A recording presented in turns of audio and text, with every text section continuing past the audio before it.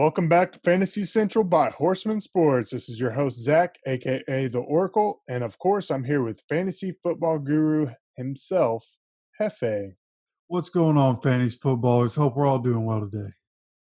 Yeah, I hope so too. I know I'm not. I'm struggling. So I'm pretty interested to hear what you got to say today. I think I've lost 4 games in a row in one league and 3 games in a row the other, but I'm having massive running back issues. I know we're going to address that today on who to pick up on the wire. So today we're going to talk about week 10, fantasy football with only a few weeks left in this crazy fantasy season. Hefe is here to give you the edge in this upcoming week and a last chance effort to clinch your playoff spot or slide right in there in your league. Real quick, though, we want to thank you for your support this year. The show started off as a fun little project, and with the amount of attention and support we've received so far, we want to show you our appreciation by giving away a free, authentic NFL jersey from the NFL shop. Once we hit 1,000 subscribers on YouTube, we'll be giving it away to one lucky fan. So help us out. Head over to our YouTube channel, hit the subscribe button, and have your friends do the same. Only takes a few seconds to do. It's a win-win situation for us, and most importantly, for all of you. You ready, Hefe? Let's do it. All right, let's get to it. Week 10 waiver wire. What running backs are you targeting this week? So this week, like you said, there have been injuries. You've been dealing with them, and this week we have the Cowboys, the Jets, the Falcons, and the Chiefs all on a bye, and there are three, possibly four running backs in there that get started that aren't going to be there. So this week, we're not completely sure what's going on with CMC. He's having more tests run on Tuesday, and we're going to have to see the results of that. But if he doesn't play, you're obviously gonna want Mike Davis, and I think he's still rostered in like 70.1% of leagues, I believe it is. But with 30%, you might as well go check, see if he's available in your league, because if CMC's out, then obviously Mike Davis is going to have a nice role, and having Mike Davis just in case CMC, keeps getting hurt is just nice to have, especially if CMC gets hurt in playoff time. So if Mike Davis has to fill in for CMC, he's your starter just like CMC would be. And then I want to move on here to Duke Johnson. David Johnson was my starter last week, and Duke Johnson came in after David Johnson got a concussion, and Duke Johnson had the decent game.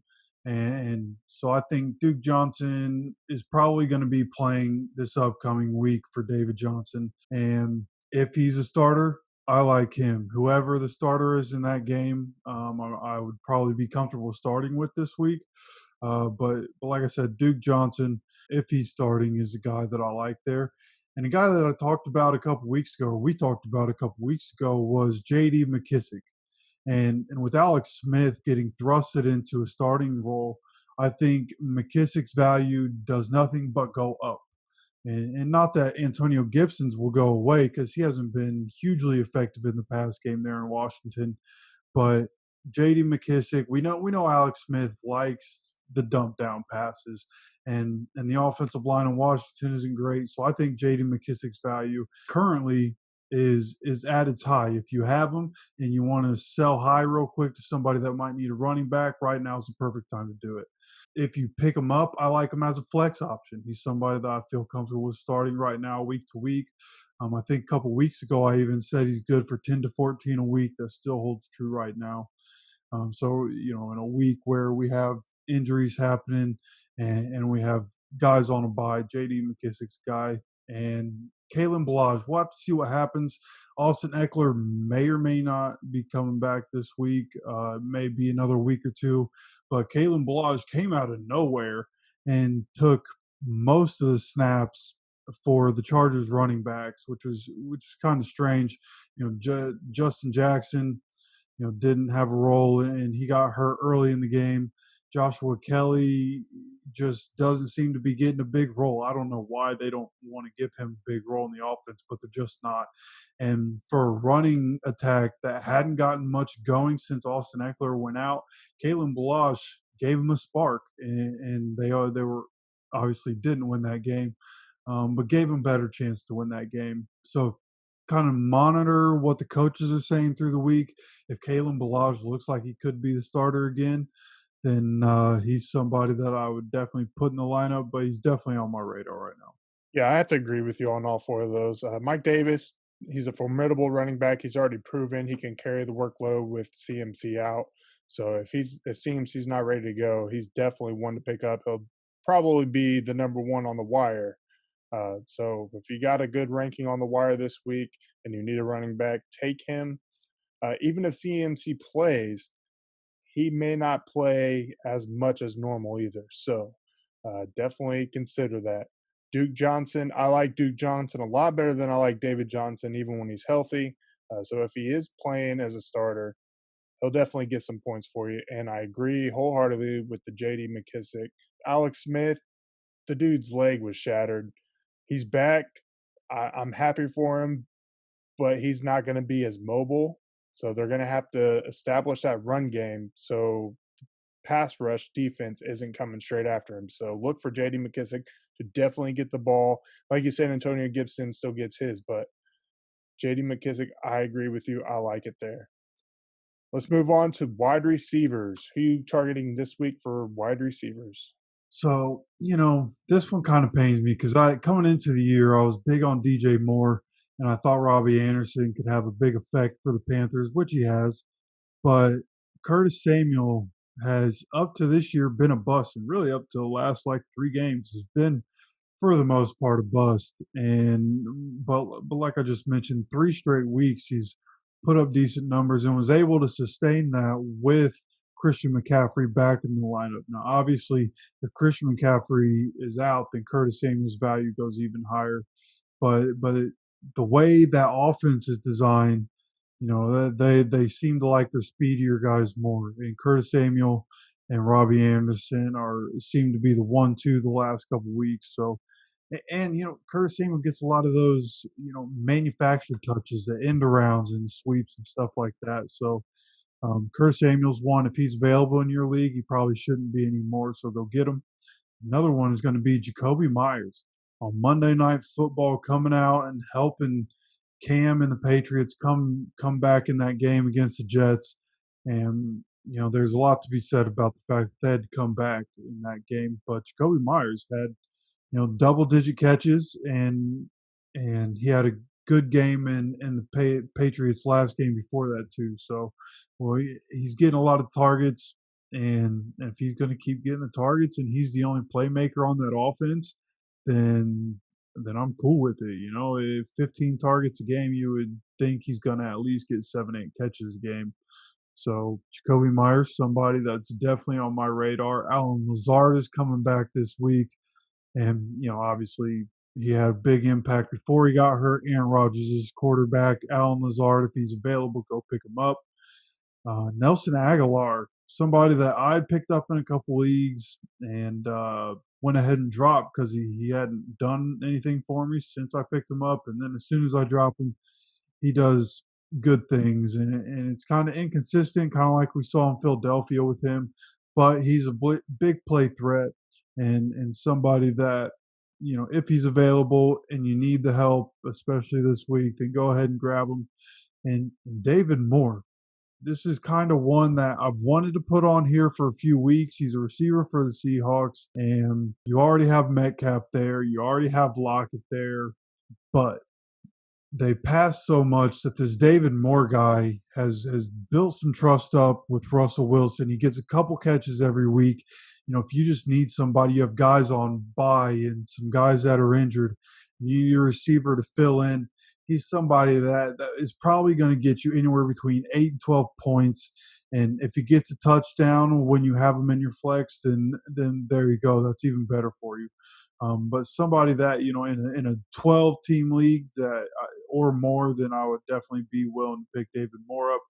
And another one, kind of like David Moore, in the same line as David Moore, would be Michael Pittman. Going forward, we're going to have to see what happens with this Colts offense, right? But they got to get touches manufactured somewhere. Somebody has to do something if they want to get rolling.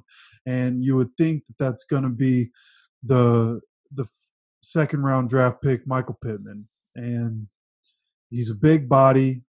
I keep waiting for him to take kind of that Keenan Allen role with Philip Rivers as his quarterback, and I'm thinking, with Ty a little bit banged up, obviously Paris Campbell's still out of the lineup.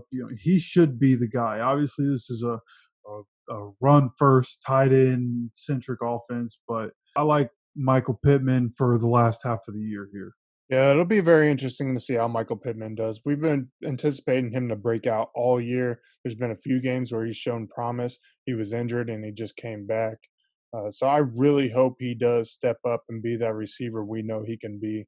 Out of that whole group, I really like the Alan Lazard pickup. He had a he was playing well with Aaron Rodgers before he got hurt.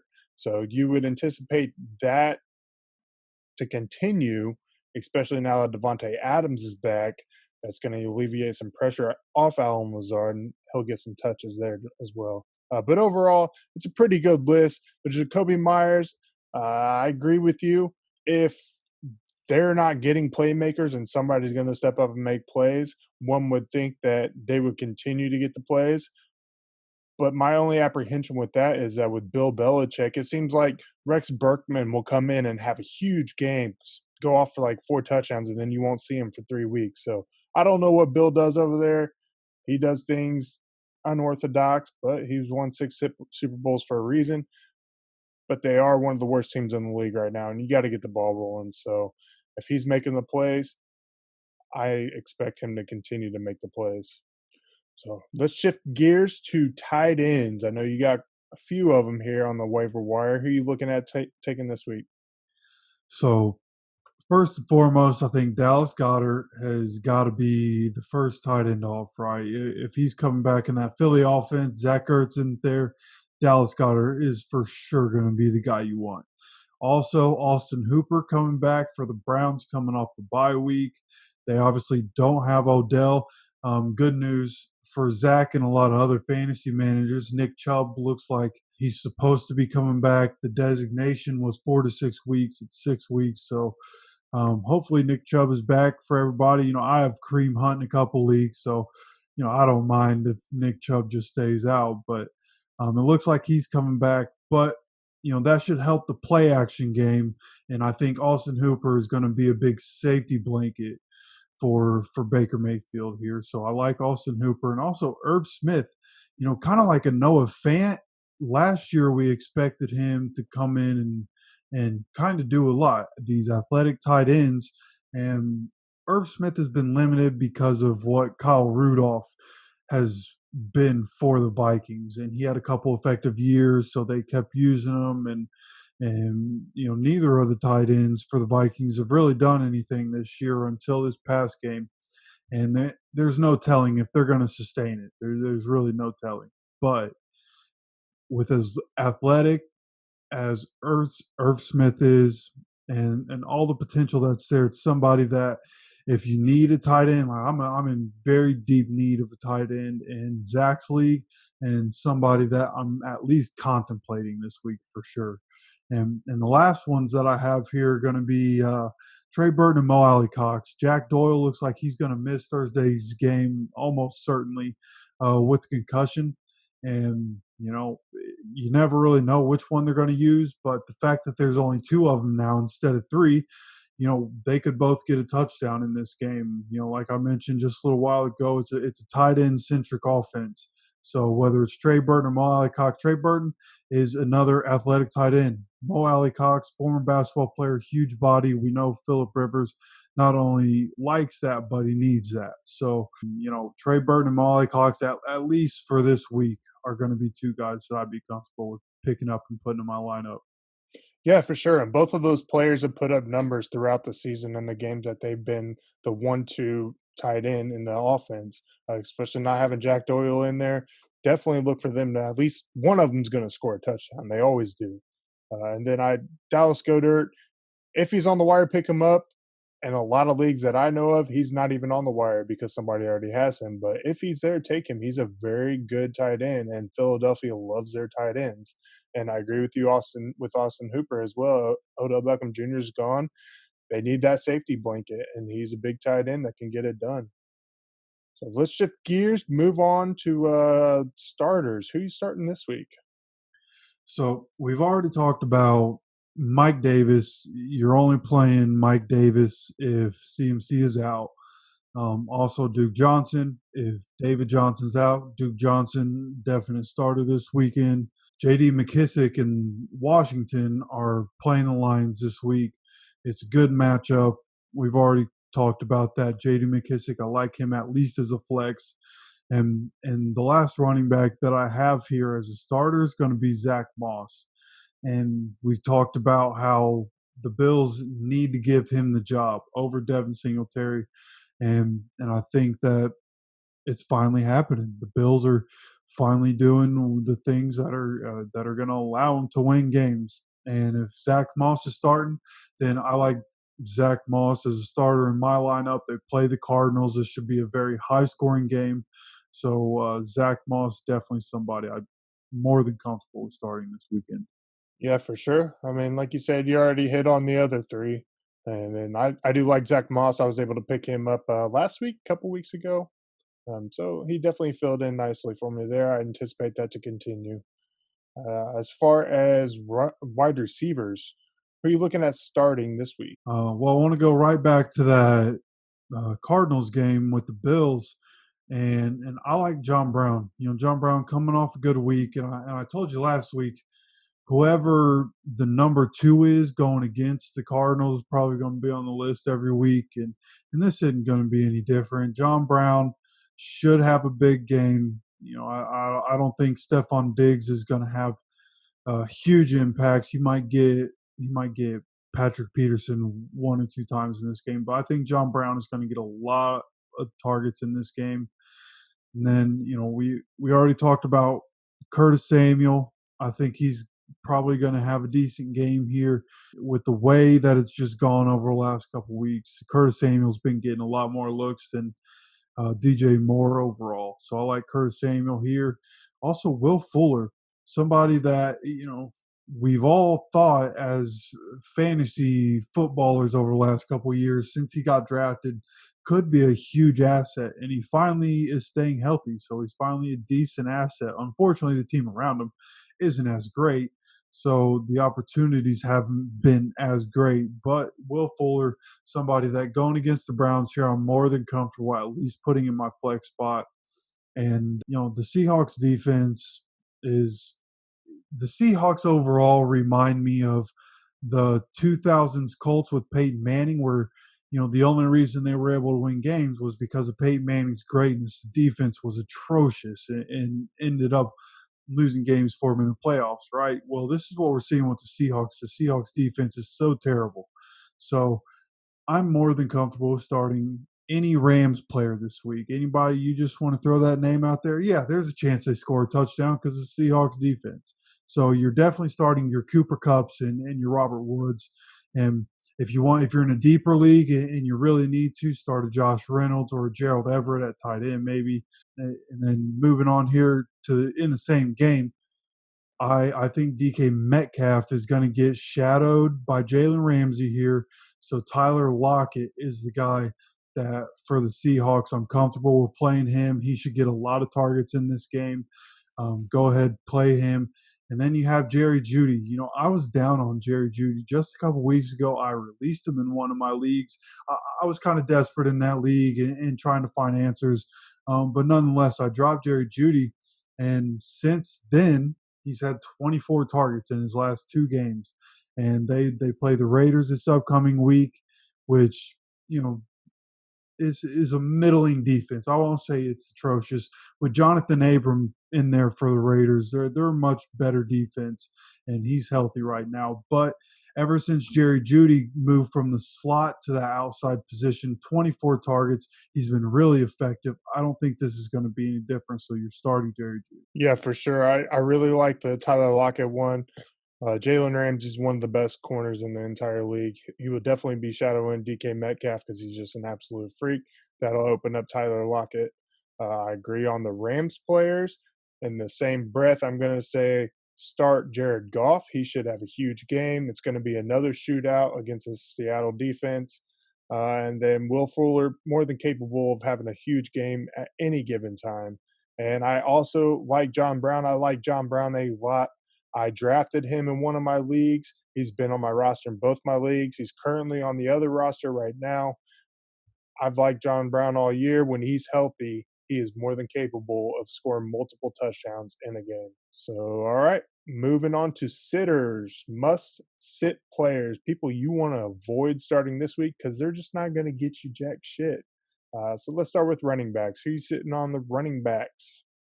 Yeah, so like I started with at the beginning of all this, we have the Cowboys, the Jets, Falcons, Chiefs on a bye. There are a lot of players in there from a wide receiver standpoint that you're not going to have. You know, your Amari Coopers, Julio Jones, Tyreek Hills of the world, and obviously Zeke is out, Todd Gurley's out, CEH, and Le'Veon Bell. Not a whole lot of people that you're looking at sitting because, you know, as deep as we are, you're going to play the guys that you know, most of the time get you the points. But I'm not big on Derrick Henry this week. You know, he's second in the league right now in rushing yards.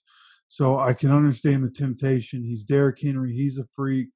But in my opinion, if you can slow down Lamar Jackson and the Ravens rushing offense, you can slow down Derrick Henry and what he's able to do.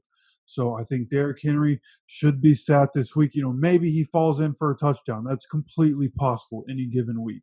But I don't like the matchup here. Go ahead and sit Derrick Henry on a short week if you can afford to.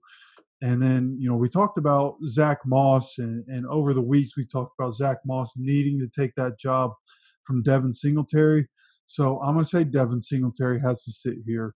And I was a little skeptical on this one because I thought maybe this is a high scoring game. And if they're passing, maybe Devin Singletary gets a bunch of catches. But last game, against the Seahawks, they passed 35 times in the first 40 plays that they ran. Devin Singletary had 3 catches for 35 yards, but didn't do anything past that.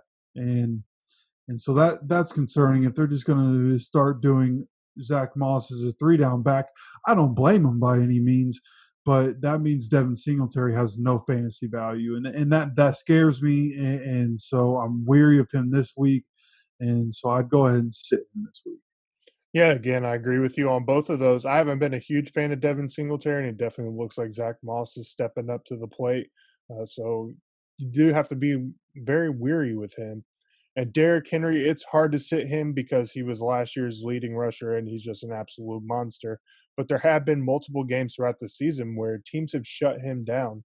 So with a bad matchup like he has this week, I absolutely agree with you. Whether or not you have another piece to replace him with this week, that's to be determined in your league. But if you can find somebody who's going to probably get you the value to replace him, definitely do it. So, all right, we got anybody else? Who you sitting for the receivers? Yeah, so you know, this first one was kind of a tough choice, and again, tough to kind of sit these guys. They're weekly starters for most people, but if you can afford to, we mentioned DK Metcalf being locked up by Jalen Ramsey. Metcalf's a freak too. He could break free and get a big touchdown. But you know, with the matchup, I just don't like the matchup this week. So if you can afford to, sit DK. Adam Thielen, another tough matchup here. They're going against the Bears this week. You know, you could probably throw Justin Jefferson up there too, but I like Justin Jefferson more. And with his speed, maybe he's able to burn somebody. But Adam Thielen isn't really a beat you over the top kind of guy. He's a really precise route runner and really disciplined in that regard. But I don't like him this week going against the Bears. And then another guy going against his Colts defense, Corey Davis, put up a zero burger for everybody that has him, which I know a few people that lost by just a couple points, just needing him to get a couple catches. He got zero. So going against the Colts defense after the Bears defense, you know, don't expect much. It's a short week. Maybe he gets a couple catches, but I just don't like the matchup there. Yeah, I don't really have a whole lot to say. I mean, you pretty much hit the nail on the head with all three of them. They're just bad matchups. So When you have really good defenses and really good corners that shut down top receivers in the league, you just have to avoid playing those guys. So we'll see how it all turns out. All right. Hefe's Week 10 power rankings are already out on our Facebook and Twitter page at Horsemen Sports. Let us know what you think about your favorite team's rankings in the comments section. Again, help us reach 1,000 subscribers on YouTube, and you'll have a shot at winning a free, authentic NFL jersey from the NFL shop on us. You can join our Pigskin Pick'em League on ESPN.com. The link is posted on our Facebook page at Horseman Sports. You may not be able to win the whole league because I'm absolutely dominating already, but you can for sure get in there and compete with us on a weekly basis.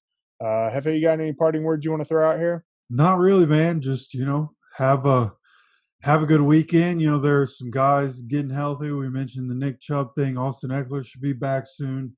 Hopefully, we can start getting some of these guys back in lineups. Hopefully, CMC doesn't have to sit out anymore. We need that firepower. It's entertaining. Yeah, for sure. I wish they would have. I wish Nick Chubb would have been able to come back a few weeks ago. Maybe that would have helped my losing skids, but is what it is. It's fantasy. But I got a couple more things real quick. I want to give a shout out to the Indiana Hoosiers on beating the Michigan Wolverines last weekend for the first time in 33 years. And it's a wild 2020 when IU is ranked in the top 10 in all of college football. You got any thoughts on that game, Hefe? Yeah, I'm currently taking any and all advice for which team I should root for. Why should I root for them? Because I'm about done with Michigan until they get rid of Harbaugh. Oh, man. That's deep right there. I thought Harbaugh was the guy, though. I mean, he was the guy for the 49ers. He's been one of the worst recruiters in college football since he got there. You can't tell me otherwise. Yeah, it's a shame because I really like Jim Harbaugh. I was hoping he'd turn Michigan around, but it happens. Yeah, The yeah. It looked good for the first couple years. They were still a powerhouse, but it's like you never beat Ohio State, and that just like mars his whole legacy at Michigan until this year where it all just falls apart. Yeah, I wouldn't be surprised if this is the year they cut ties and he moves back to the pros. Thank God. Hey, he might be able to take over the Jets. Yeah, there you go. Hey, we're starting that campaign right now. Jim Harbaugh to the Jets. Jim Harbaugh to the Jets with Trevor Lawrence. Oracle's How about calling. that? I like it. All right. I also want to give a shout out to my Notre Dame Fighting Irish. I'm pulling out that thrilling overtime win against number one Clemson last week. I know Clemson was missing Trevor Lawrence, but they're still a really good football team without him. And a win is a win. They moved up to number 2 in the country, and I'm looking forward to this ACC championship game at the end of the year where we'll have a rematch with Clemson. So that'll be interesting.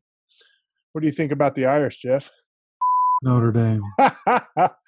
Oh, haters gonna hate. Yeah, I mean, good win, but I remember talking to you after that. Like you said, I just want to see those two teams play. And I don't watch a whole lot of college football, but I'd like to see those teams play each other with Trevor Lawrence in there. Yeah, well, I'm hoping that neither one of them stumble going forward, and then they'll definitely meet in the ACC championship game. And who knows, if it's a close game and Clemson wins that, they both may make it into the playoffs too. So they may end up playing each other 3 times before it's all said and done. Yeah, that'd be interesting, right? Oh man. Yeah, it would. But all right, that's all we got for you guys today. We'll be back on Thursday with Brad for our Week 10 previews and pick show. We'll see you then, and thanks for listening.